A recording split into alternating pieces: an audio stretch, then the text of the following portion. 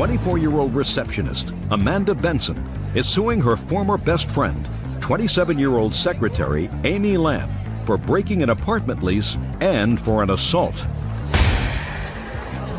Order. All rise.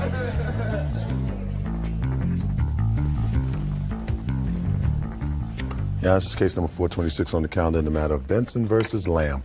Parties have been sworn in, Judge. You may be seated. Folks, have seats, please. Ms. Benson, according to your complaint, you and the defendant were very good friends and decided to rent an apartment together. Both signed the lease for 1 year. Problems arose very early on. Within a few months, the defendant became impossible to live with. She finally moved out. You were, according to you, forced to sign an agreement releasing her from the lease, but you say now that you want what she owes you under the lease for half of the rent. And you are also suing her for an assault that you allege occurred after she moved out. Yes. The defendant says that you breached an agreement with her with regard to this apartment by having your boyfriend live there, and that forced her to move out, and that you, in fact, assaulted her, and she is countersuing for the return of her deposit, and she's also suing you for an assault. Is that right? That is correct. Okay. You were friends for 5 years before you decided to live together? Yeah, best friends. And in what month did you sign this lease? October. Just the two of you? Yes. What was the rent? The rent was $560 a month for the two-bedroom that we were renting. And what was the deposit? It was $250. And each of you paid the $250? We split that in half, so each of us paid $125.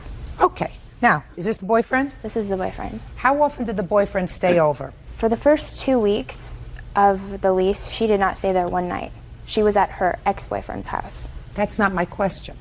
My question is, how often did your boyfriend stay at the apartment? 6 nights out of the week. And then?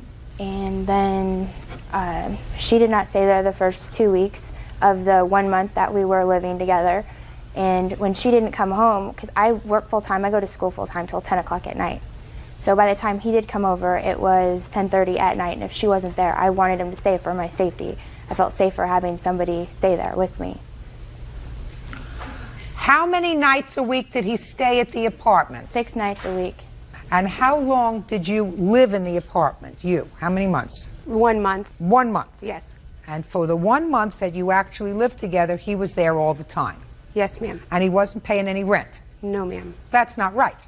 Why should he live there full time and not pay rent? He didn't have anything there. He didn't shower there. He didn't bathe there. He didn't do anything.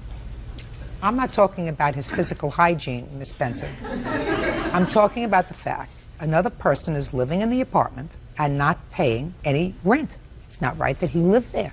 And you can't tell me that he never took a shower there. He took a shower there once. She had another boy take a shower at 3 o'clock in the morning there. She's had 2 different guys there. You mean living there? No. 2 different guys at different times. I'm talking about living there. There's a difference between having a date come over once or twice and having somebody live there. She had a guy stay there like 4 nights the week she actually stayed there for the first time. Okay. You don't get it. Okay, so then you decided, after he's living there, you decided that you wanted out. So you asked her if you could leave. Well, I specified before I even moved in with her that he could stay over 3 nights a week at the most. I stressed that over and over. And you did talk about it? Yes. Okay. And when it was a continuance every single night, and I tried to talk to her like adults, and every morning his car was there, his shoes were there. I just felt like I had no privacy. I got you, Miss Lamb. Okay. According to your answer, you asked her if she would sign the papers off, releasing you from the lease. She refused to. She said no. So you started to be a bad roommate. Yeah. What were you doing? Give me some idea of what you were doing. Not cleaning up after myself. You did a lot of things that you knew would irritate her. Yes. Okay. And she finally agreed to let you out of the lease. Yes. We mutually signed it. She was in no duress when... I'll make up my mind whether she was in duress. Okay. Okay. So you signed off on the lease. I signed it due to the fact she was leaving the doors unlocked at the apartment when I came there at 10 o'clock at night by myself. Well, where was he? Well, I called him when I got out of school, and if she was not there, he would come over around 10:30 at night. Is he living with you now? No. Who is? Myself. You mean he stopped staying over 6 nights a week? Sometimes, yes. But it's Ms. Benson, for the month that you were living together with her and he's irritating her that he was there 6 nights a week. He was there. Then she moves out, you're living by yourself, and according to you, he's not over 6 nights a week. You think that I believe that? That's stupid. I mean, it doesn't make sense. Miss Benson, it doesn't make sense at all. The fact that he may not be giving any money towards the rent is my concern. But if you are still together, if he's still your boyfriend, what changed? A lot has changed. I was pregnant, a lot of stuff happened, and I'm not as close to him as I was anymore. Did you drag him here today to court? I drag him here because he's my only witness. Did you drag him here to court? I didn't drag him, no. When was the last time he stayed over at your apartment? Before we left on the plane. Get Leo. All right. Let's talk about this assault. Claims she assaulted you. When? November 29th, 2002. And what day did she move out of the apartment? She moved out on the 21st. We signed the lease agreement on the 19th. Okay. So what happened on November 29th? I was designated driver for my boyfriend and my brother. We were at the Underground bar, and I walked into the restroom, and she was in there with one of her friends. I bumped into her. She starts calling me a name, and we got into a little... When you say you bumped into her, you mean you met her, or you actually bumped into her? I bumped into her. The way you walk around the corner in the bar, it's like a blind spot. She was standing right there in front of the mirror, and I just walked. I brushed up against her, and it turned into a pushing match, basically. And then I pushed her into the hallway so like a bouncer or somebody could break it up because I was in there by myself. So you pushed her? Into the hallway so we could get out of there. So you pushed her? Yes. And what happened next? She splashed her bottle of Smirnoff Ice in my face. The bouncer came between us, facing me. She winged a bottle at my head. We got kicked out of there. And then another incident happened at the other bar. Just a second. What did you say? Winged a bottle at my head? She threw a bottle at my head. Okay. Were you injured? No, it missed me. Oh, so it missed you. So how did she assault you? Where did she assault you? Well, she tried to kick me, and then the assault came at the next place. That initial confrontation at the bar, you're not suing for? Not that You're suing one. for the next one? Yeah. Judge Judy continues in a moment. I don't want to have to make you look foolish. I will. And he knows there is nobody better at making somebody who's lying look foolish. Real cases, real people. Judge Judy. Amanda Benson says ex-roommate Amy Lamb owes for breaking their apartment lease. Amy says Amanda was allowing her boyfriend to stay for free. All right, so tell me what happened at the next one. I was leaving the next bar, me and my brother and my boyfriend, and we were walking out of there, and she was at the front door.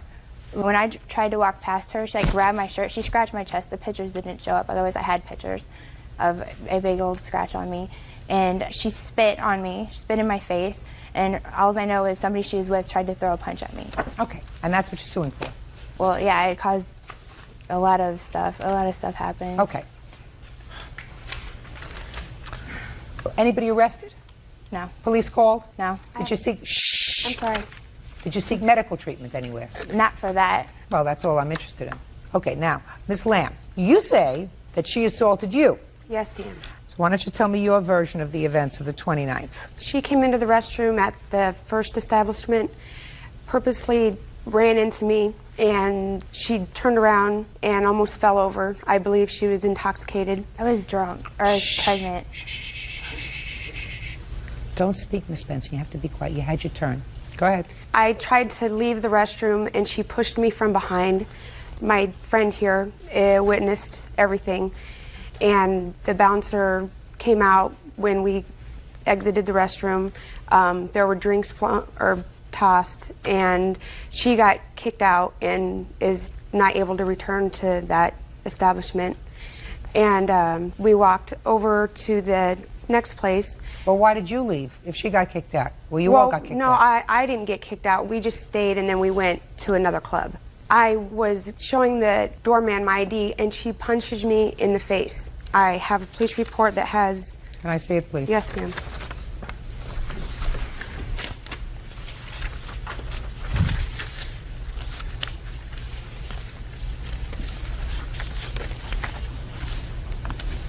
Miss Benson, do you remember punching her? No, I did not punch her. If I did, I tried to defend myself because somebody was throwing punches at me or I was being scratched or grabbed.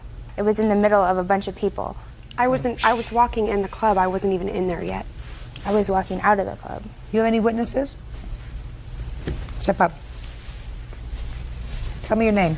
Chelsea Sales. Miss Sales, were you at both clubs that evening with the defendant? Yes, I was. When you got to the second club, I want you to tell me what, if anything, you observed.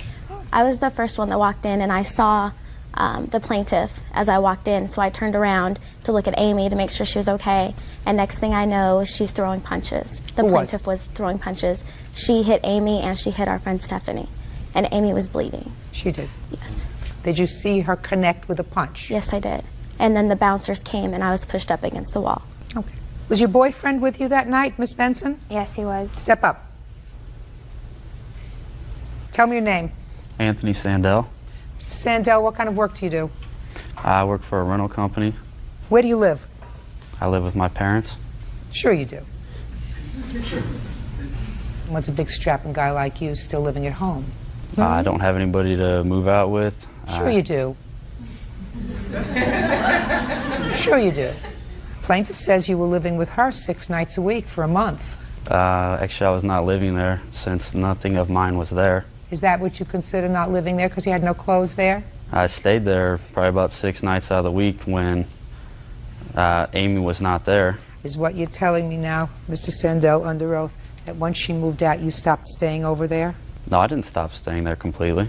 You stopped staying over there 6 nights a week? Is that what you're telling me, sir? I stayed there quite a bit, and... Mr. Sandell? Yes. I don't want to have to make you look foolish. I will. I will. Okay. And he knows there is nobody better at making somebody who's lying look foolish. I can do it. I can humiliate you. You don't want me to do that, do you? Not really. Good. Judge Judy will continue in a moment. And later today, You took his head and you pushed it down, causing his tooth to break. Yes.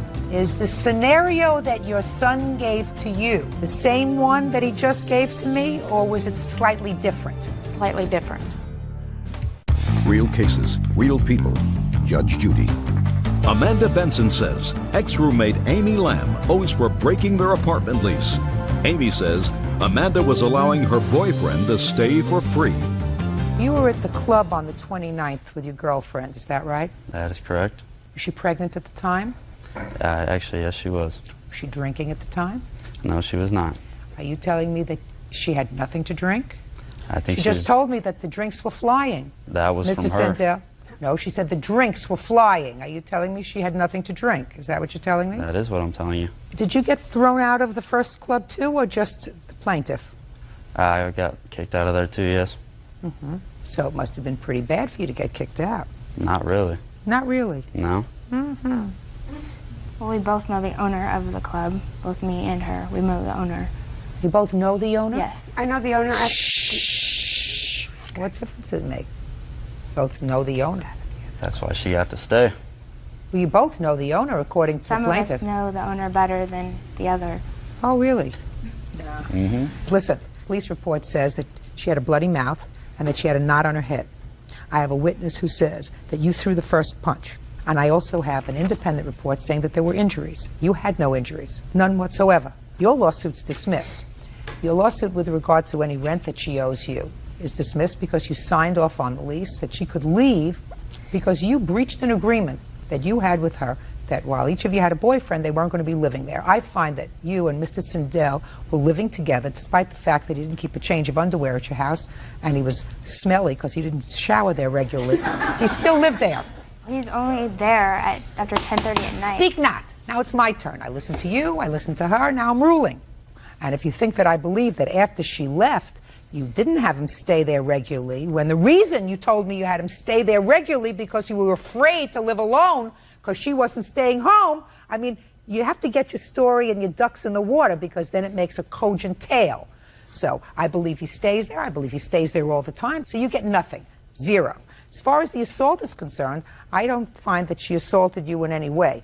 You had no injuries. According to you, there was a shoving match, but you started the shoving, pushing her out of the hallway. In any event, that was in the first club. In the second club, it is clear to me that you hit her, she was injured. For that, she gets $500. I'm awarding her that on her counterclaim. I am also awarding you your deposit return of $125 because I find that because she breached the agreement by having him living there, you were forced to move. That's $625. Judgment for the defendant on the counterclaim. That's all. Parties are excused. You may step out. I think it's ridiculous. I'm just glad that I got a chance to tell the truth. She's been jealous of me forever. I tried to talk to her as an adult. I'm not letting her come back to try to be my friend again. She's tried numerous times, and it's not going to happen. Everything came out as I expected because I had nothing to hide. And now the next case. All parties in the matter of Bryce versus Cooper. Step forward, please. Homemaker Twyla Bryce is suing her ex-roommate, mortgage processor Luann Cooper, for the return of property, unpaid rent, and assault, and for filing false charges with police. Miss Bryce, tell me very, very quickly. You think that the defendant owes you some money. You were her roommate. You claim she had you evicted, kept some of your property. You want her to reimburse you for a whole bunch of things, a TV that she kept, some pain and suffering because she had you falsely arrested, a whole bunch of other stuff. She says she has none of your stuff. Right? No, that's not correct. She did not get arrested. Just a I don't have second. any of her stuff. You say you have none of her stuff. None of her stuff. Perfect. She came with all her stuff. Shh. So, I have other things to do. Hi, how you doing? First of all, it's an honor to meet you. You have to bear with me. Just tell me. I just got over a cold. So Tell me what she owes you money for. back rent. When I first moved in with Cooper, we was going half and half. We were supposed to become roommates, $5.10 apiece. When I moved in with her, she did not tell me to the last minute that she had got fired from her job, and she didn't have a $300 towards the rent. So she owes you $200 towards rent. $210. Your Honor, did Your she- Honor. just a second. Let me deal with this. And what month was that in? This was in July when I moved in with her. Okay. Did you ever take $200 from her for rent? Yes, I did, Your Honor, and I paid her back. Okay, As soon when- as I got a job, like a week later, I got a job and I paid her back. Cause see, she didn't actually she didn't have the money. She borrowed it from her sister. Okay, and I so had to you pay her gave her sister back- back. I didn't even pay her. I paid her sister back. You paid her sister. You Yeah, gave 'cause her it was sister her the money. Perfect. You have your sister here? Did she give you back the money? She gave me back $200 Good. not for Perfect. July. Perfect. Good. She gave you back $200. What's next, Miss Bryce? Okay. In August, Luann Cooper was fired again from another job. I had to put the whole rent, which was That's a lie. That's a lie, Your Honor. $1,085. That's a lie. I did not get fired from my job, we and get- she left in August. Just a second. October, Could we excuse me. Could we get to what mean, we're talking? Could you be quiet, please? Because I'm not spending more than another 5 minutes on this case. Excuse Thank you, me. Your Honor. Listen! Your complaint talks about you getting evicted from the house, a false restraining order. You and your daughter were forced to leave the house, and that she kept your television, she kept a telephone, and a blanket belonging to your daughter. And a pillow. Doesn't say anything about a pillow here. That's a lie, Your Honor. She came and got all her stuff. Her sister even took If you her. say one more thing Got her to to me my house. without my looking at you, then I'm going to grant her petition. Do you understand? Mm-hmm. Say nothing until I look at your direction and ask you a question. Mm-hmm. We understand each other? Good. Judge Judy continues in a moment. Now, tell me about the 4th of September when she had you evicted. Okay, we had gave a party on me and her birthday. My birthday was on the 1st, hers was on the 2nd of September. Miss Cooper had been up previously almost a week. That's a lie. That's a lie. We started partying on your birthday, so it was what, the 2nd? When Miss Cooper, you didn't pay attention. Do you understand? If a court makes a statement, and if then I go back on it, everybody thinks the court system doesn't mean what it says. Now, did I tell you fairly, give you fair notice, that if you interrupt again, I'm going to grant her claim whether it is legitimate or not. Did I say that to you? Yeah, you did. And did you say I understood it? Yeah. And did you do it again? Did you do it Your again? Honor, it's just that she's lying, and I just can't let Judgment her for lie. the plaintiff in the amount of $1,500. Right. That's all. Hallelujah! Thank you, Jesus. Sorry. I called her up. I apologized, to her. Yes, she did call to apologize after the fact she had stole my child's stuff. And then all of a sudden, boom, this stuff comes about. You can't talk to her. You can't reason with her. I damages or all that stuff.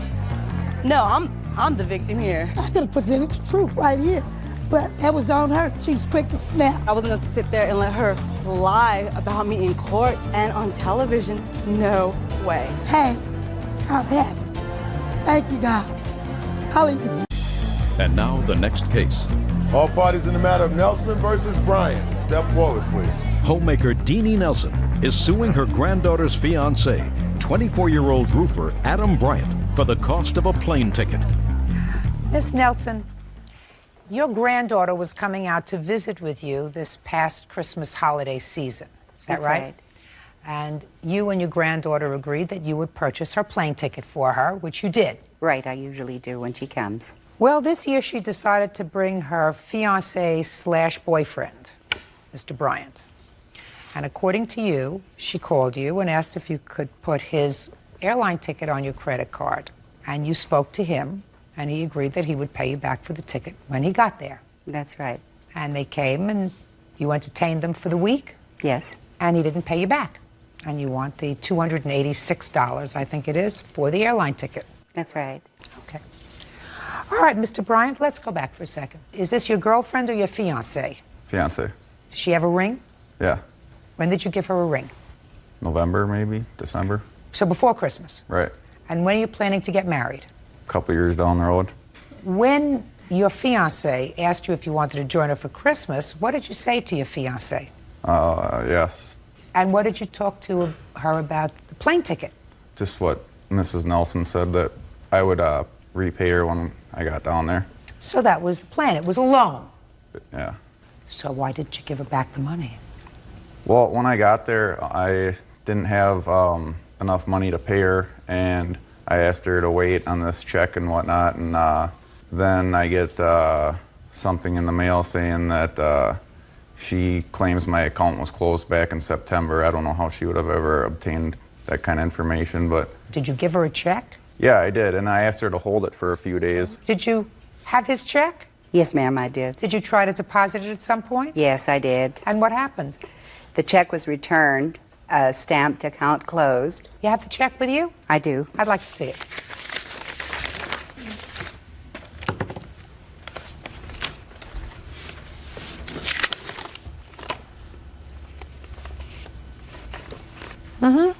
Account is closed. When did you close this account? Well, see, it got... Well is not an answer. It got closed in December. I don't know how she was even talking to anybody at my bank. Just a second. Okay. Mr. Bryant. The account was closed in December, before or after you went on vacation? Probably just all this was leading up to getting it closed. Mr. Bryant, before you got on the plane, had you closed this account? Oh, no, ma'am. So it got closed while you were away? Yeah. How did that happen, sir? Because I didn't have the money in there, and there was other checks going through, and... So you wrote a lot of bad checks? Well, they all wouldn't have been, but...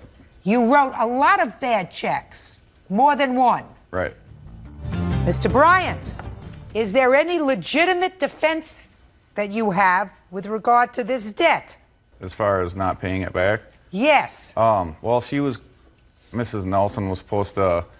Her and Naomi here had an agreement that Deanie would give her $620 to help Naomi catch up on her rent. And we said, well, instead of giving Naomi $620, why don't you just deduct the plane ticket and I'll give her the money, and she wouldn't have it. So that's your defense, because she didn't give her the $620. Is that right? Well, yeah, I instead just gave Naomi the money. You what? I gave Naomi the money to help her with her rent because she wasn't giving her the money that she said she would for the rent. You hear these people laughing at you? Yeah. You know why they're laughing at you? Because that defense is laughable. Now you can stand up.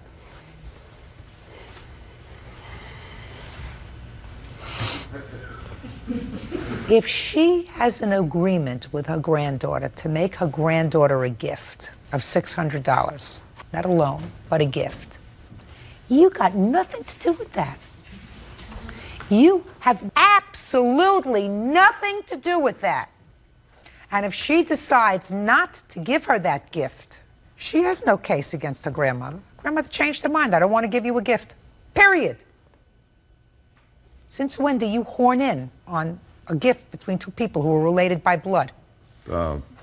Naomi told me not to send her the money. Did you really, Naomi? Yes. Why? Because she had promised to give me the money before I left Mississippi, and she did not give me the money before I left Why didn't she give you the money? I have no idea. Well, maybe it's because Sir Lancelot over here did not pay her back. Think that's a possibility? I don't really know. How old are you, Naomi? 20. 20. Has she been a good grandmother to you? Sometimes. When you went to visit her with Prince Charming over here, did she prepare food for you? Yes. Did she treat you nicely while you were there? At sometimes. Let me suggest this to you. I'm going to look into my crystal ball. I'm going to look into my crystal ball 5 years from now. 5. Okay.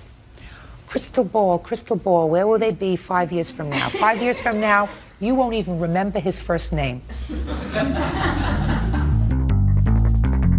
Judge Judy continues in a moment. Now, she's going to be your grandmother forever. Do you understand? You're picking the wrong side, madam. Picking the wrong side. There isn't anything that she doesn't do for you that's not in your best interest. And 5 years from now, you will not be able to say the same thing about him. You want to know why I know that? First of all, statistically, we're not talking about engagements. We're talking about marriages. 50% of the marriages fail. 50% of the engagements probably, which means maybe this many relationships last from this stage to 25 years down the pike. So statistically, it's not so hot. Then I take his character into play. Now, he made an agreement with your grandmother to pay her back for a ticket, right? Right. And then you gave her a bad check. Now, he not only gave your grandmother a bad check, he gave a lot of other people bad checks. That's why they closed his account. Because if it was one bad check, they would have said insufficient funds. You know, that's, everybody gets that once in a while when they don't add right. But he wrote a lot of people bad checks. So that doesn't sit well as far as his character is concerned. And not only did he give strangers bad checks, he gave a person who entertained him over the Christmas holidays and who is going to be a member of his family a bad check. So 5 years from now, unless you are dumb enough to have a child with him, you won't even remember his name. Judgment for the plaintiff in the amount of $268. That's all. Thank you. Parties are excused. You may step out. Judge Judy continues in a moment. Figured this is what would happen. It was just a principle. I feel sorry for her that this is what she likes to do with her time. I was only trying to point out to her that this was not really the kind of character she would want in a man she was going to spend the rest of her life with. Mrs. Nelson made Naomi cry about 3 times while we were there. I certainly didn't want to alienate her in any way. I adore her. She's supposed to be my flesh and blood, and I don't think that money is that important. They basically were very unhappy people, and I have no idea why. And now the next case. All parties in the matter of Walker versus Smith. Step forward, please. Office manager Charvette Walker is suing teacher Velma Smith for the cost to fix her car. Velma says the damage is Charvette's fault. Miss Walker, you're driving in your car and you see Miss Smith, who you know, she used to be your son's school teacher? Yes. And she evidently was having some car trouble. Correct. You pulled over and you said, "What's the problem?" And she said to you, "My car is stuck." And she asked you if you could push her car so it was out of the intersection. Correct. Is that right so far? No, Your Honor. No, it's not. You didn't ask her to help you? Yes, but not in those words. I don't care if it's in those words. And I mean, I wasn't there. I'm giving you general. Can you help me? Could you help me get my car, push my car out of the intersection? Is that a fair statement? And according to you, you did use your car to push her car. Yes. And you say that your car was damaged. Correct. And you want her to pay for the damage to your car on the bumper and one of the lights as a result of you pushing her car. Correct. Tell me why she should pay for it. Because as we pulled up, she was standing out there flagging down traffic, and I did pull over. And she said to me that she had been standing out there praying that the Lord would send someone to help her, and that he had sent me. And I asked her, "Well, what do you need me to do?" She was sitting, it's like a highway. There's nowhere to park there, and she was blocking traffic. So I did tell her I didn't want to push her with my car, but I would, help her push. She said, "Oh, no, we can't push the car. just push it with your car. Don't worry about it. I'll fix it if there's any damage. The Lord sent you, and just help me. I'm going to lose my job if I don't get, back to work by such and such time. And I went ahead, being the person, she was my son's school teacher previously, and I thought she was a good person. She's supposedly, as far as I knew, a minister. I don't need the editorial comment, Okay. madam. Just tell me what happened. I turned around in traffic, pushed the car back. As I got in, it was pushing from the side. So what I did is tried to move the car over a little more to get in front of it because we were pushing kind of up a driveway hill. The car slid back down and kind of bumped the car bumper. I went ahead and we finished pushing it. Once we got the car up into the driveway, she did stop and take a look at the car before she got into my car. I was going to take her to work. And I said, is there any damage? She goes, no, I thought there was something there, but there's just a little dirt. So I didn't think anything else of it. She was steady saying she was going to lose her job. She didn't get back. The school that she was working for at the time was up the street. I went ahead and I dropped her off at the school, took my son to school, and I went to work. At that time, I did take a look at my car once I got to work, and it did look like there was a smudge of dirt, but actually it had dug into the bumper. Let me see the damage that you allege happened as a result of pushing her car.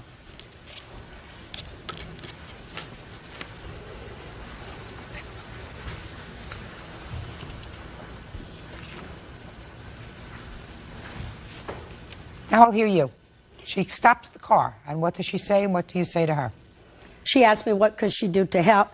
I told her that a passerby had been by, that we needed to get the car up the small slope. I did not state that I was going to lose my job or anything of that sort. Never told her that if there was any damage, I would pay for it. Ms. Walker knows that I'm a responsible person. Right. This is... The only question that I have, Ms. Smith, is did you say to her, if there is any damage to your car, I'll pay for it? No, Your Honor, I did not. Then, Ms. Walker, she's not responsible for your car. She did say that, Your Honor. She was so busy ranting and raving at that time and needing help, she probably doesn't remember what she said. Judge Judy continues in a moment. I had an hour in between to get back to school. We're not talking about that, madam. All right. You're skirting all around it. You're not teaching a class. Real cases, real people. Judge Judy. Office manager Charvette Walker is suing teacher Velma Smith for the cost to fix her car. Velma says the damage is Charvette's fault. I believe you when you say that you didn't say to her, if there's any damage to your car, I'll fix it. Because you don't even anticipate there being any damage to your car. Because if she anticipated there being any damage to her car, she wouldn't have stopped to push you. But don't you think it's a moral thing to do to pay for the damage to her car? Certainly, Your Honor, if there was a scratch there, I most certainly. But there would have was. done that. No, it was not, Your Honor. I was the last person to see the car. Mrs. Walker's son is here, my former student. This is very difficult for me, for him. If you would permit, I would like him to, if you would mind, for him to be out, because he couldn't even see. Absolutely. Take the child outside, please. Come on.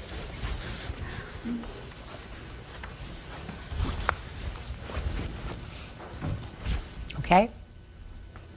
Your Honor, he could not see. I was the last person to see. He didn't see anything. He didn't see it. He was sitting in the back. I didn't ask him any questions, Miss Smith. Okay. All right, Your Honor.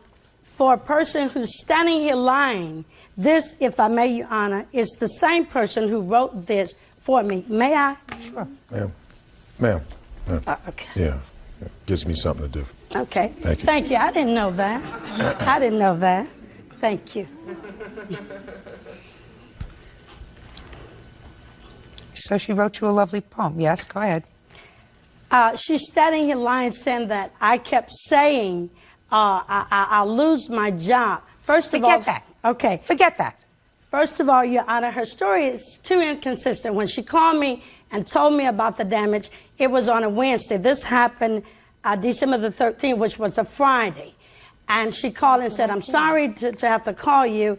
If though that she knew I had to go back to school, I did not tell her that. I had an hour in between to get back to school.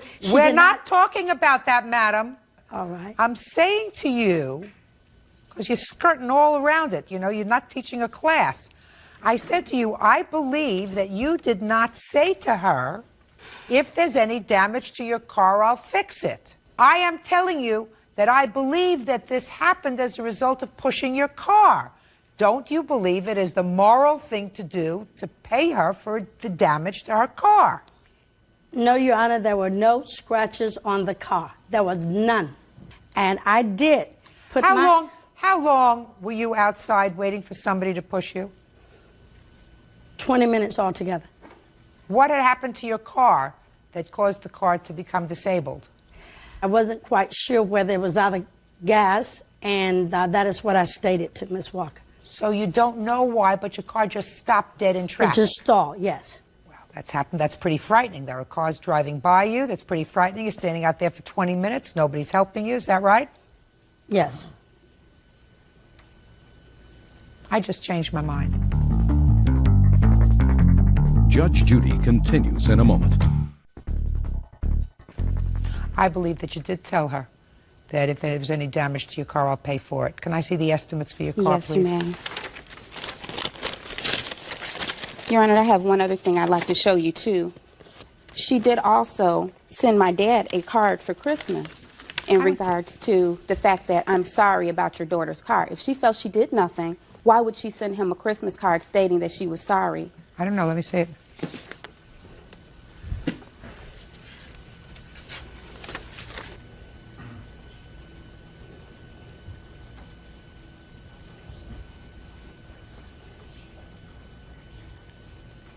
Miss Smith, let me tell you why I changed my mind about you saying to her, if there's any damage to your car, I'll fix it, because you're out there in traffic and you're very upset. Car's not moving. People are whizzing by you. Nobody's coming to your assistance. Miss Walker came by. I believe that she first offered to help you push the car without the use of her car, just the two ladies trying to push it. You said, no, that won't do it because you're going uphill. So I believe that in the excitement, you might have said to her, I'll push it. If not, morally, you should take the responsibility to fix her car because it's the right thing to do. Judgment for the plaintiff in the amount of $398.83. Thank you. Parties are excused. You may step out. Yes. I also had rental car expense. Okay. Thank you. I did this because I thought she was a good person, and I've come to find out otherwise. The lies are just escalating even more. It's a shame that Ms. Walker did that. Mrs. Smith is an excellent school teacher. I thought she was a good person, but as a minister, she's a liar. She's lying. I know she's lying, and she knows she's lying. She did say she would lose her job. And I'm not here to argue with her, just like I didn't argue with her before the case. It's a shame she drug her son into this mess. I'm not going to even go there with her. You know, I won my case and I'm happy. I wanted my car fixed. It's fixed. Okay, so you hit his parked car. Yes, ma'am. I was coming from being chased. There was no speeding car following you. They should have been right behind you. I turned, and I guess maybe they kept going straight. I guess not. Yeah. This is Judy Justice. Andre Skates is suing motorist Melissa LaChapelle for vehicle and property damage. Court come to order. All rise. Have a seat, please. Judge, case 3132, Skates versus LaChapelle. Thank you. You're welcome. Miss LaChapelle, I'm going to start with you because this case is relatively simple. You hit his parked car and moved it from the street where it was by virtue of the force of the hit onto somebody else's lawn. Yes, ma'am. And the date that you did that was May 1st of last year. What time of the day? I believe it was in the afternoon. What do you mean you believe it was in the afternoon? How many times have you hit a parked car? My first. Well, then I would accident. know what time it was. Approximately what time was it on May 1st? Around 2, 3 o'clock. In the afternoon? Yes. Where were you coming from? I was coming from being chased. Where were you coming from? Prior to the accident, I was just sitting in a parked car. So I was driving, and I had a conference call come in, so I just pulled over so I don't drive. You pulled over randomly. And parked where? On Florence and Western. How far is that from where you hit his parked car? Maybe about a couple of miles. Did it take you 5 minutes to get there? 10 minutes to get there? How long were you traveling? 15 minutes. So you were driving for 15 minutes from the time your car was parked until you got to where you hit his car? Yes, ma'am. And what kind of car were you driving? A Dodge Journey. Was it your car? Yes, ma'am. Was it totaled as a result of this accident? Yes, ma'am. Okay, now you're going to tell me the story that you're going to tell me about the circumstances surrounding your hitting his parked car. Well, on September 16th of 2022, I had a hair appointment. I showed up at my hairdresser and there was no show, no call. So moving forward, I set an appointment with another young lady in the salon and I got my hair done. And so when I reached to make the payment to pay her, I came across being scammed. So I explained to Came across being? Scammed, like someone hacked my bank account for the funds. Okay, and you have proof of that from your bank? No, I do not have that. So the My answer bank is, account. just a second. So the answer is, you do not have any proof as to the beginning of this story? No, Okay. I have no proof of the bank account being hacked. Well, but you showed the hairdresser, according to you, that your bank account had been hacked. That's why you couldn't pay her. Correct. Well, I'm just asking you for proof of that. No, I don't have it on me. So you don't have it? No. Well, that's easy enough to get. Your bank account was hacked. We're not talking about 30 years ago. We're talking about a year and a half ago. So you would have had that, if the story you're giving me is true. What's the name of the hairdresser? Have you ever used her since? No, never. No. What was the name of the hairdresser that you had an appointment with that you didn't see that day? Have you seen her since? Not since the incident of wrecking his car. I seen her on that day. So you haven't seen either the person you were supposed to see or the person you stiffed in September of 2022, No. right? And then, allegedly, on the day of this incident, you saw one of them? Yes. Yes. As you were sitting in a parked car where you had randomly pulled over to make a conference call. I'm just following the story. And then what you said in your answer was these people started to chase you. They started to vandalize and attack me in my car first. So you took off? Yes. Now, you had been on a conference call. Did you stop the conference call? I just a dropped second. the phone. The answer is you stopped the conference call. Yes. But you still had your phone. Yes. And somebody was chasing you, according to you, for 15 minutes in your car where you were with your phone. Just want to know that. Yes, ma'am. Someone was chasing you. Yes, ma'am. It's a lot of baloney. Okay, so you hit his parked car. And this was a 1981 Oldsmobile Cutlass, is that right? Yes. That you had been working on, restoring. Now, when had you purchased it? I purchased it in, when did I purchase that? It was Just a second, the questions get harder. When had you purchased it? A month before, a week before, a year before? 2.5 years ago.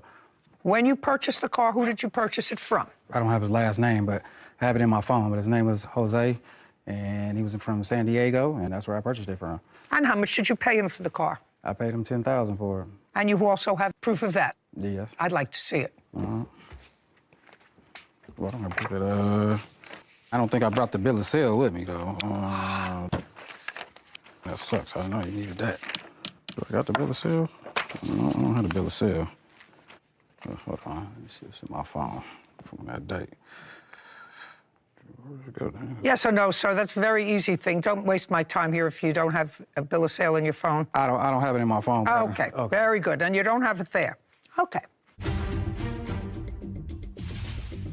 You have a video of this accident? Yeah, I do. Keep looking. Okay. All right. Do you have a video of this accident? Yes, I do. Play it. I want to see what the car looked like. Andre skates, claims motorist Melissa LaChapelle owes for damages after Melissa struck his classic Oldsmobile Cutlass. Melissa says she was fleeing from a dangerous situation. Now, you say that you were notified that your car was hit. You were either on your way to or from work. What kind of work do you do? Security. And you left your house. I assume it's a private house. Do you rent or do you own? I rent. How much do you pay in rent? $1,000. To whom? To the landlord. How do you pay him? I pay him through Cash App. And you were driving to work, is that right? Yes. Okay, what kind of car do you have? 2008 Jeep Grand Cherokee SRT. Do you have a note on the car, or do you owe it free and clear? Yes, I do have a note on it. And you pay for your car payment from a bank account, right? Mm-hmm. Yes. I'd like to see your bank account where you paid $10,000 for this car. Oh, you'd like to see it? Oh. Oh, yeah, I want to see that. Because I assume if I said to you, could I see a check for the $10,000, you don't have a check. No, because I No, pay cash. just a second. Well, you don't carry $10,000 in cash because you can transfer the cash just like you do for your landlord. Yes, right? yes. And you don't want to carry for that your amount. car payment. So that's the way your generation, not mine, but your generation pay things. They walk over to a machine and they go like this with their phone, and it's paid. So you pay your other bills that way, sir. So you don't walk around with cash. I want to see where you had $10,000 in the bank 2 years ago. I know you're going to ask me that. Okay. You want to see a photo? Yeah. Mm-hmm. Okay, Audubon Classics. So tell me how much this is. Oldsmobile Cutlass. Okay. So they range. There's some that are very expensive, like $28,000 that I've seen that are fully restored. And then there are some, like this one was $22,000. But then there's This some, is the 81, yeah. Yeah, but then there are some that were not restored that I saw for about $8,000 or $9,000. Mm-hmm. Not restored. Yeah. Okay, great. Thank you. Mm-hmm. While he's looking, you have a copy of the police report? No, we didn't have a police report because no one was injured. That's not why you don't have a police report on that kind of an accident. Could have killed somebody. Yeah. Okay, Mr. Skates, let's go. Do you have it or do you not have it? Yeah, I'm pretty sure I have it. It was 2 years ago, so I got to go all the way back. Well, you should have had it with you. You're suing her for $10,000. So all I want to see is how much you paid for the car. You say you paid $10,000. Yeah, I know. You don't have a bill of sale. I just want to see where you had $10,000 in the bank, and then it was paid out to Jose. You do understand, Mr. Skates, that that would be on you. You have a whole bunch of papers there. You do not have a bill of sale on the car. You don't have any proof of what you paid for the car, except your word that you paid $10,000 for it. It's very easy to go back and get those records. We're not talking about 30 years ago. No. I know. You got a whole lot of papers there that are irrelevant. And your insurance company, according to you, valued the car at $3,500 and paid you because you did have insurance on it. Yes. So all I want to see is what you paid for it. No, I'm trying to... Just a second. You have a video of this accident? Yeah, I do. Keep looking. Okay, all right. Do you have a video of this accident? Yes, I do. Play it. I want to see what the car looked like.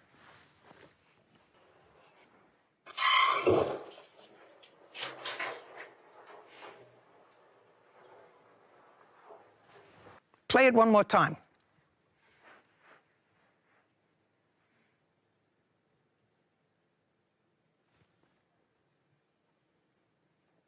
Keep going, keep going, keep going, keep going. I'm just looking, by the way, Miss LaChapelle, for the people who are chasing you. Because now you hit the car, they should have been right behind you. They were chasing you, right? I'm looking at this, and now you're all slowed down because you fit a car. I don't see one car pass by there. Not a one. Correct. Yes, correct. Of course, it's correct. I turned, and I guess maybe they kept going straight. And then that's when I had the accident. I guess not. Okay. Mr. Skates, I want to tell you, your exercise in exploring your phone to find proof that you paid $10,000 for this car is going nowhere. Got it? Yes. Now, you insured the car, correct? This old car, because it was going to have value once you restored it. Yes. Now, restored, the average price is about $10,000. That's what Sarah tells me, correct? It ranges, but I could find a couple if you want. No, it ranges 9, 10, 11. It can go anywhere around that amount, but that's fully restored, right? Well, restored means like when that's mint condition. Like, 'cause when it's in mint condition, that's how much it would go for, like 9 or 10,000. But the features that were on the car were extra couple little features that people like on those cars, which is the stick in the floor and the T-top features that are on there that people I have like. no idea, sir. Show me what the car looked like before she hit it. There we go, right here. This is the one with the rims. Here goes one. Where's the other one at?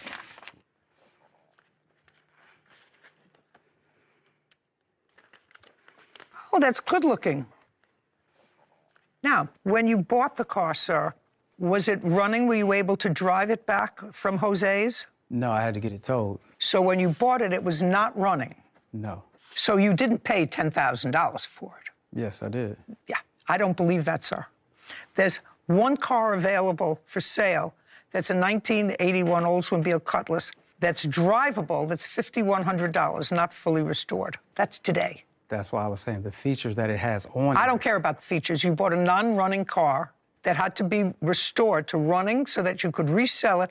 You hoped for a profit, but there's no way you spent $10,000 on the car, because then if you were putting in all new parts and restoring it, you would never be able to recoup your money. Yes, you can. No. Can I explain? Because I put a lot of money into it, and the resale value once. Just a second. Okay. So far, I don't believe that you paid $10,000 for it, not running. Now you're going to show me what you put into the car. Okay. You see, if you told me the truth, sir, and if the insurance company only paid you $3,500, I would have paid you what the value of a non-running car would be, plus everything that you put into it, less the $3,500 that the insurance company paid you for it. So if you have everything that you put into it, the only thing you don't have is what you paid for it. Am I correct? Yes, you're correct on that part. Okay, so now let me see what you put into it. Oh.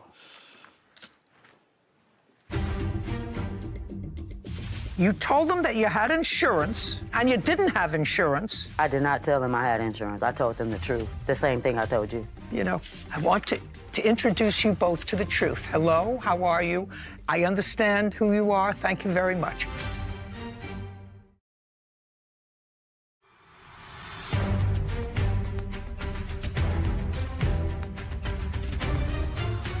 Andre Skates has accused motorist Melissa LaChapelle of crashing into his classic Oldsmobile Cutlass.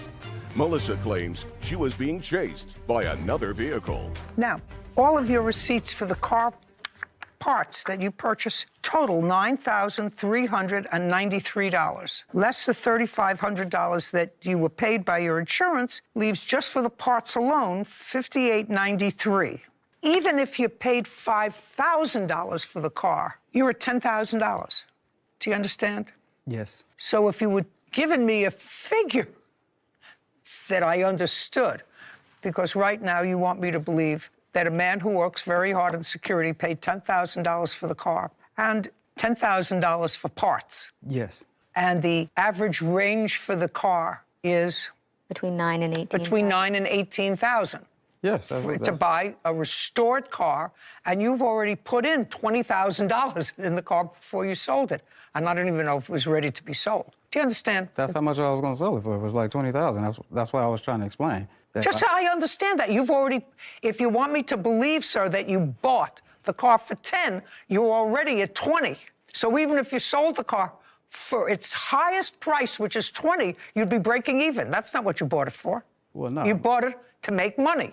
No, I bought it to keep it, actually, because it was a sentimental value. I said I bought it to keep it because this was something that I wanted to have for a while, because this was something that was kind of sentimental to me, because we all used to ride these cars when I was younger, so it was something that I kind of enjoyed and liked, and I wanted to keep it. I wasn't planning on selling it right away once I finished. How old are you? 44. So what you're telling me is you remember driving around in this car when you were 2 years old? No, in my 20s. You know, I want to introduce you both to the truth. Hello, how are you? I understand who you are. Thank you very much. Okay, Mr. Skates, you're owed some money from her, even though you've inflated some figures. She owes you some money. Do you have any reports from the police on this? I have the vehicle incident report. I'd like to see it, please.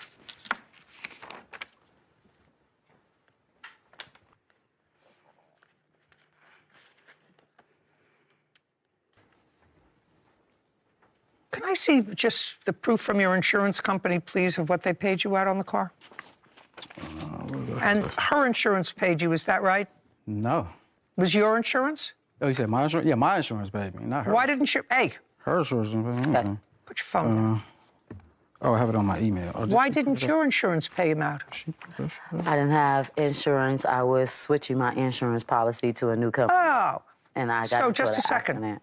So when there was a traffic report, you told the police you had AAA insurance, because that's what's in the report. No, they asked me for my information, and that's what I told them. Well, I said that's what you told them. You told them that you had insurance and AAA was your insurance company. Well, and that's a lie. The paperwork. Just a that I second. had. That's a lie. You told them that you had insurance and you didn't have insurance, and there was no speeding car following you. I did not tell them I had insurance. I told them the truth, that the same thing I told you. No, you didn't, because then they would have given you a summons for driving your car without insurance if you created the kind of an accident. Did they give you a summons? No. No. Okay. Some piece of work.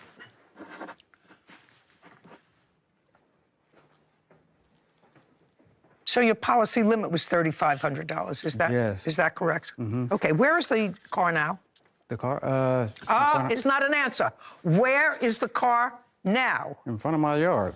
Okay, so you have it. Yes. And this incident took place on May 1st. Yes. Why is it still at your house? Because I plan on getting another one and rebuilding it. So you plan on using it? Well, I plan on using it for parts because I can't do anything else with it. Or you plan on using it for parts, whatever it is. Do you have a photograph of it? Yes, I now, do. I'd like to take a look at it. There's a couple more.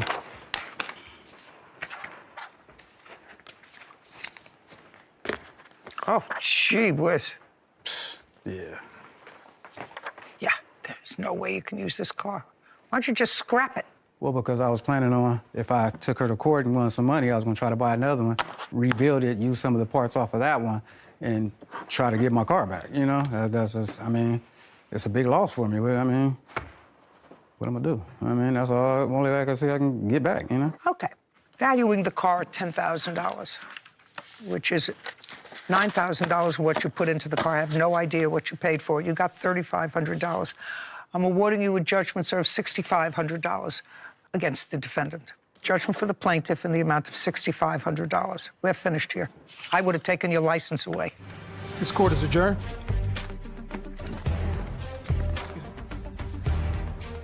Because I was running from someone chasing me for my life. It was self-defense. That she was being chased by some girls, that they stole some hair or something like that. And I was like, well, where are they? We didn't see anybody there. If they were chasing you, why didn't they stop and come and get you? Why didn't you crash? Because that was their time to get you if they were going to get you. Because the person was not turned down the street as me, so it is what it is. But then she mentioned it to the judge, but didn't mention it to the police. And she said it to me because I was wondering why you were going so fast down a narrow street with a bump on it. And that's what she said, that some girls were chasing her over some hair. I am still driving, but not that vehicle. It's total. It's time to get a new one. You know, common sense is a great indicator of truth. And I think that if the defendant's story was true, that she was being chased and harassed by these two hairdressers, you have your phone in your car. You laid it out perfectly, that you make a quick 911. You call them and you say, oh my God, these crazy people are chasing me. or none of it ever happened. Or when you finally cause an accident like that and your car is severely damaged, and there's nobody chasing you. Yeah. You stop to wait for the police, and when the police finally come, because she was looking to boot out of there, you say, these women were chasing me. I know who they were. Yeah. You would create a police report. Yep. Just a whole lot of who shot John. It's unbelievable to me that people can make up interesting stories. In 2022, she had one hairdresser appointment. She had Very intricate. Very, very intricate. Nobody has any proof. Yeah, they never do. Sometimes they do, but not in fishtails like this. It's in need of a loan. Yes. I was telling her, you know, you gave me this as a gift. Can I play a voicemail, please? Absolutely. And I don't owe you a goddamn dime, you stink ass mother. Aren't you embarrassed? Not really. You have a nasty potty mouth. This is Judy Justice. Bonita Roberts is suing her former friend, Kevin Burt, for a loan, harassment, and personal threats.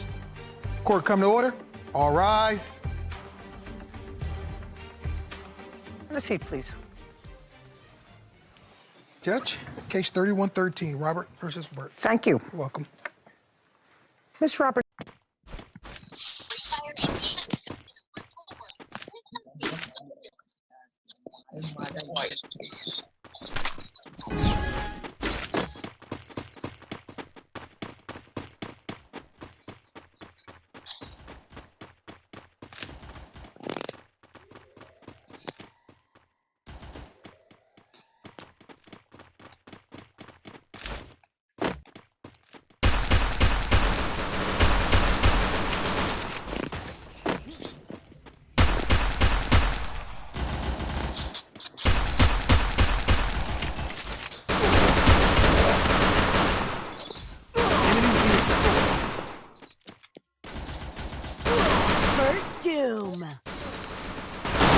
Help me!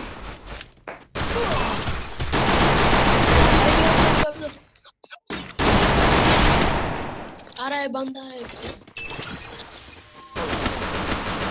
Double takedown. ये तुरु मार के चला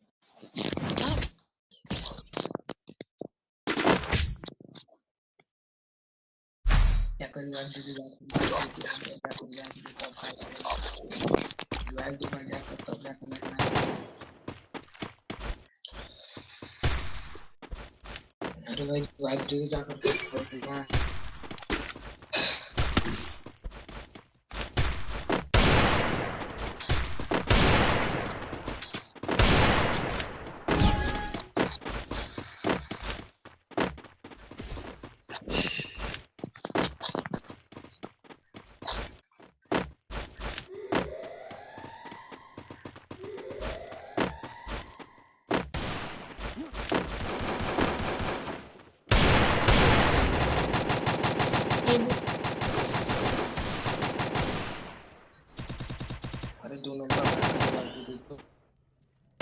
Thanks.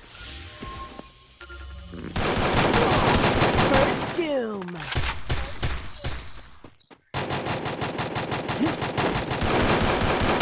Help me!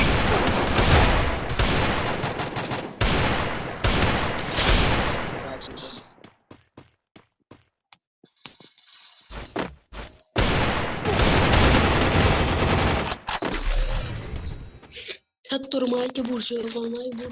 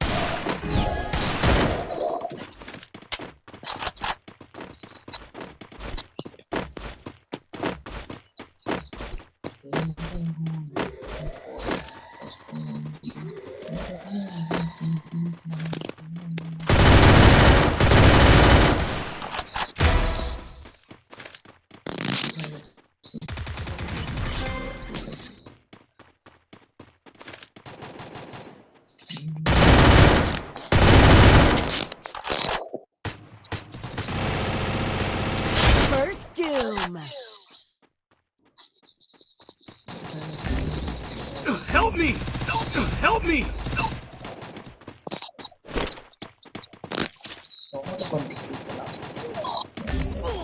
Triple takedown. Enemy here.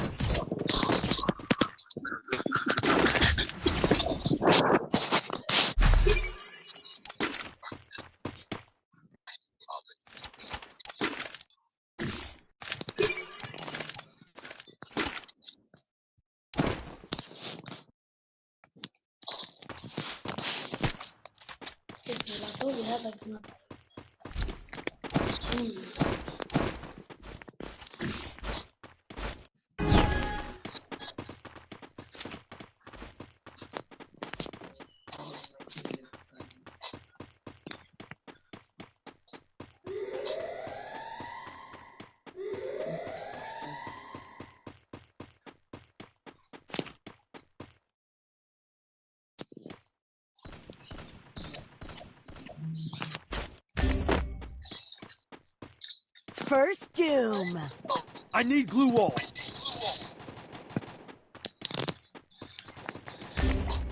Help me!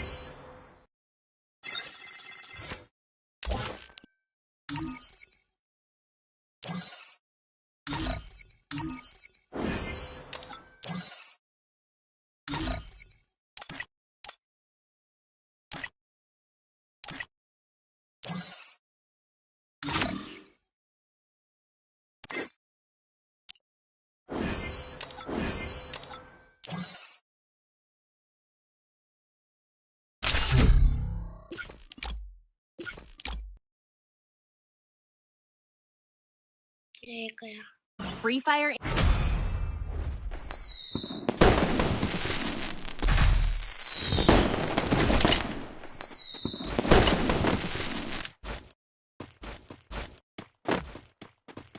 It's showtime.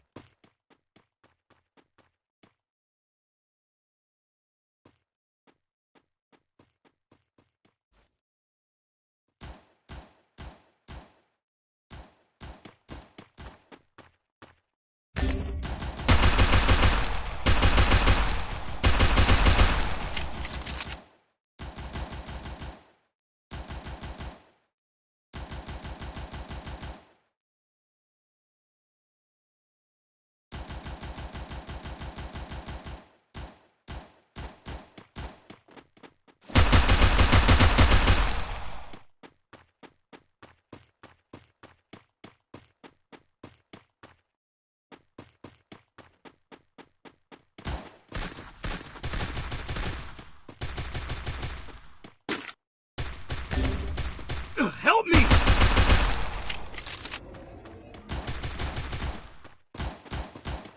Ugh. Triple takedown.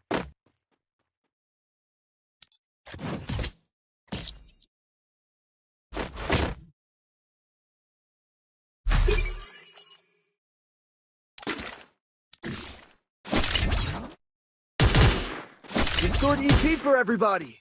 Good job.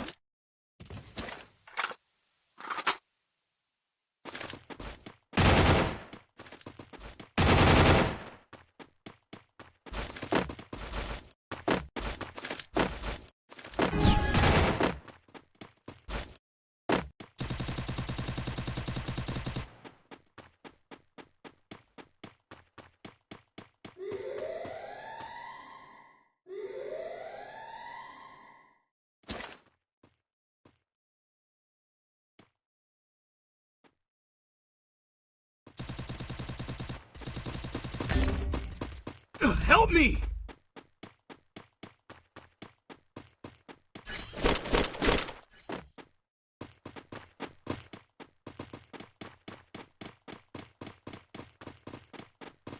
First Doom.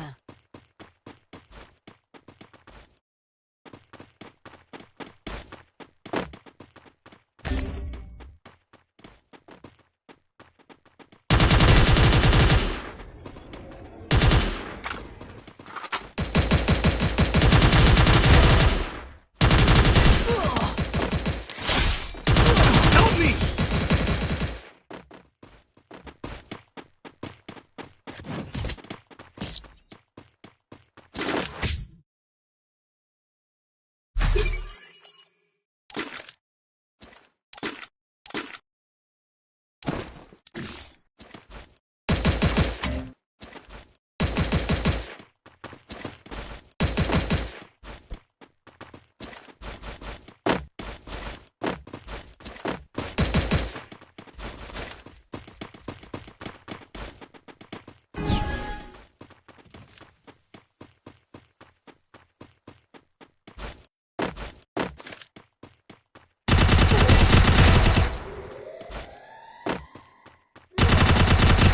First Doom.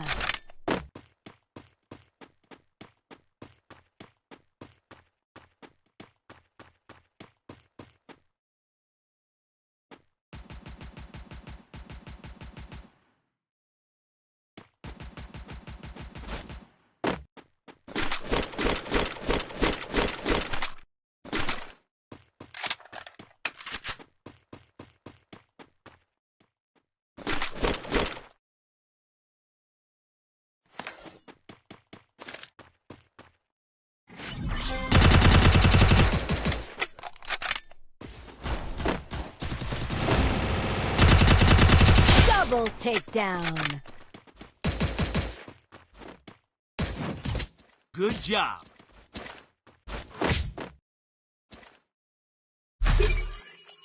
Quick EP conversion for everybody.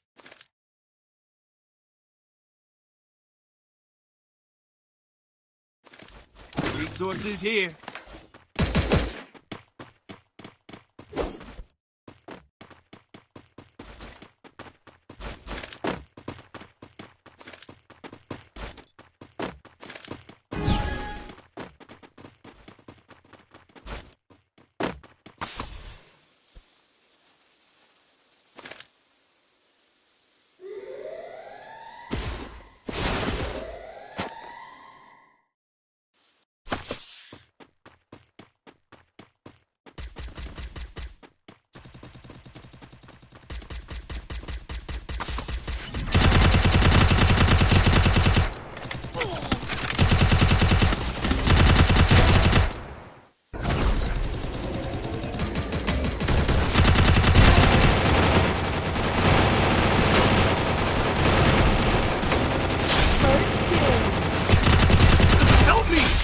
Double takedown.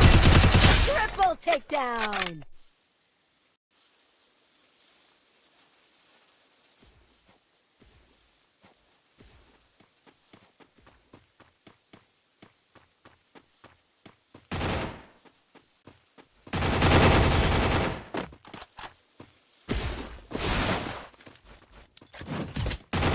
Good job.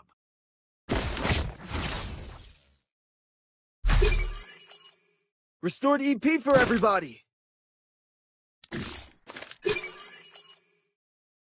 Resources here.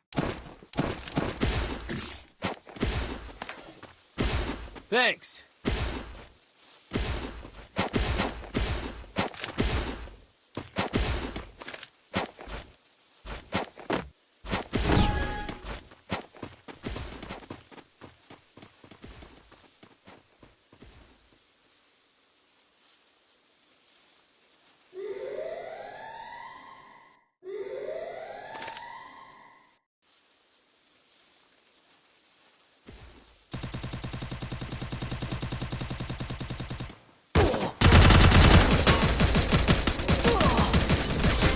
First doom.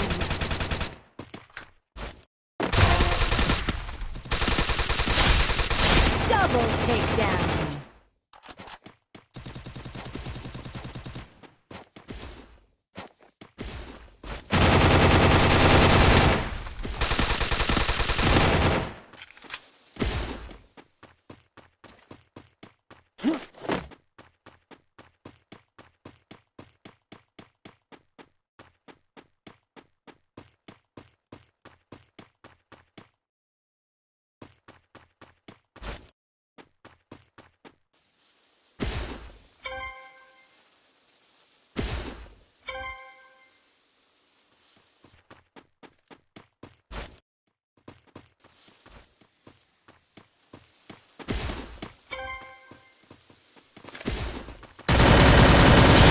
Takedown.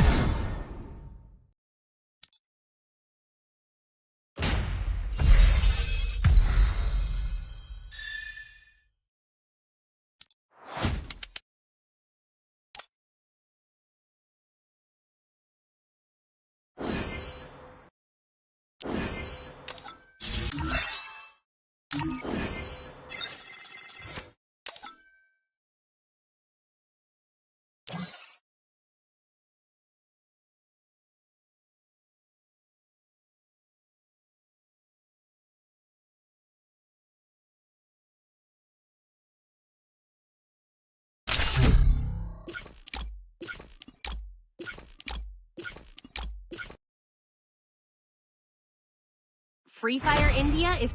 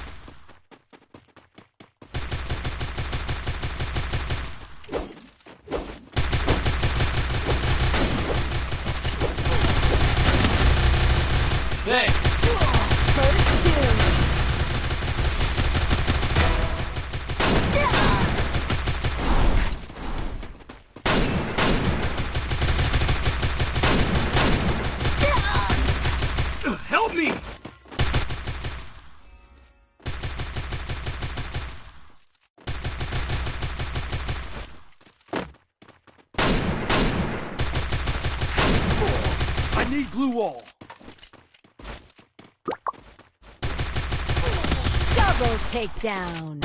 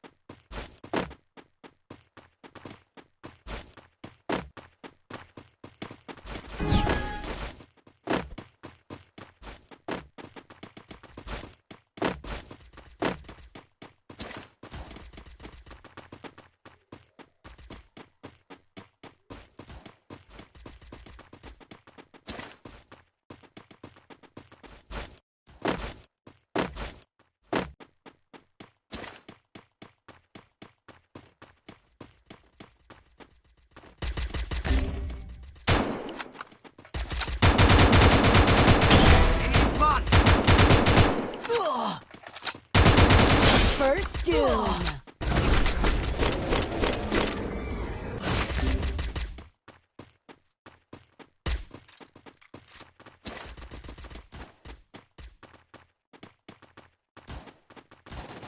I need glue wall.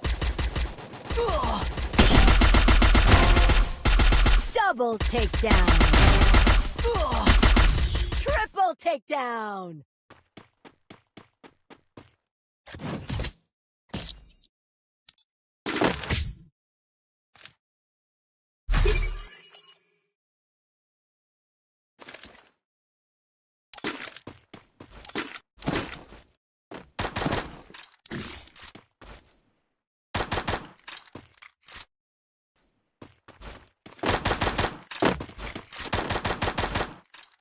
Head there.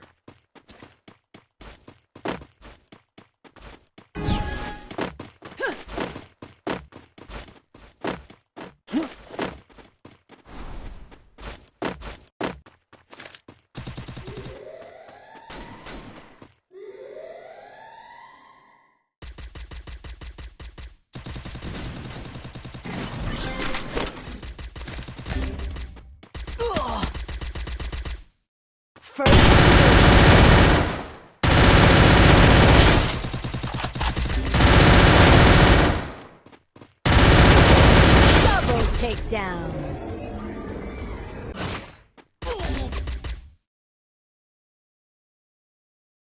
Help me! Double takedown. Help me! Triple takedown.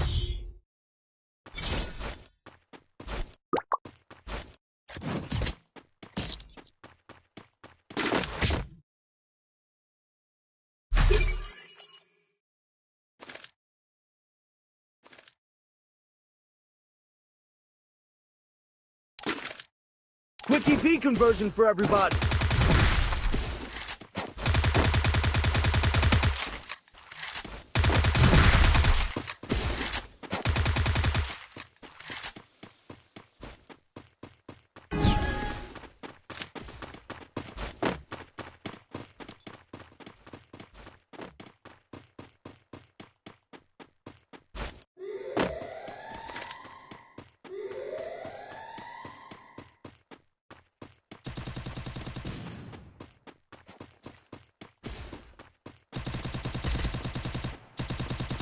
First doom. Double takedown. Triple takedown.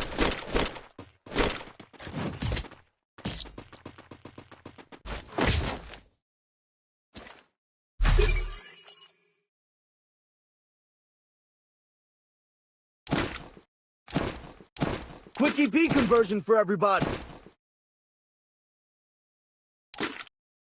Speed boost for everybody.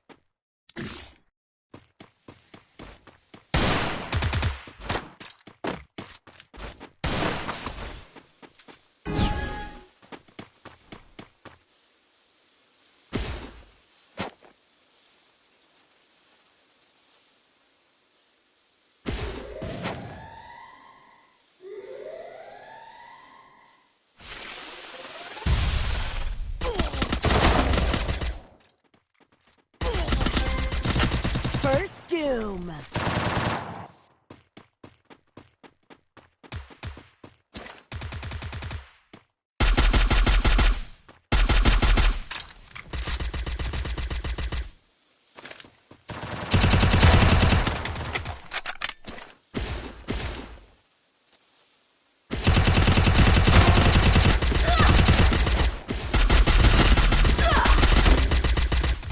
Triple takedown.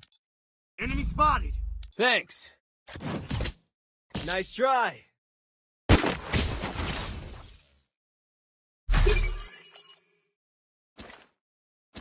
Resources here. Resources here.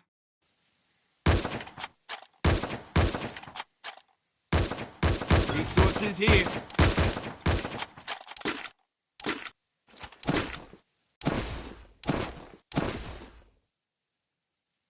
Need equipment. Thanks.